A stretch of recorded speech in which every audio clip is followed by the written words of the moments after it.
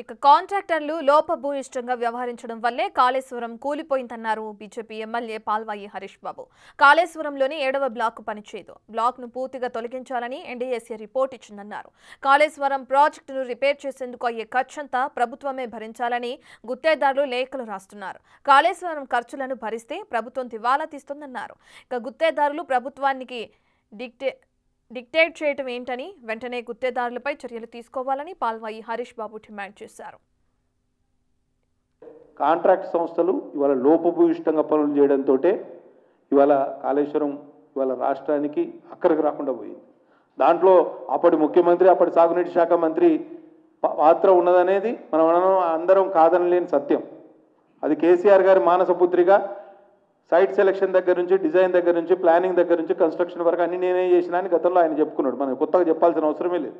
ఇవాళ మాట మారుస్తుండవచ్చు అవసరానికి, కానీ నిజంగా ఈ విధంగా కాంట్రాక్ట్ కంపెనీలు ప్రభుత్వాన్ని డిక్టేట్ చేయడం చాలా అన్యాయం.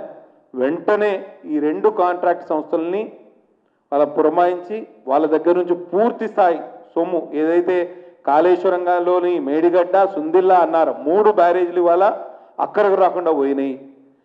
కాబట్టి కింద బుంగలు ఏర్పడ్డాయి. ఈ 2 బ్యారేజీలు, మిగతా 2 బ్యారేజీలు సుందిల్లా అన్నారం కూడా కుంగిపోయే అవకాశం ఉందని ఎన్డీఎస్ఏ రిపోర్ట్ ఇచ్చింది.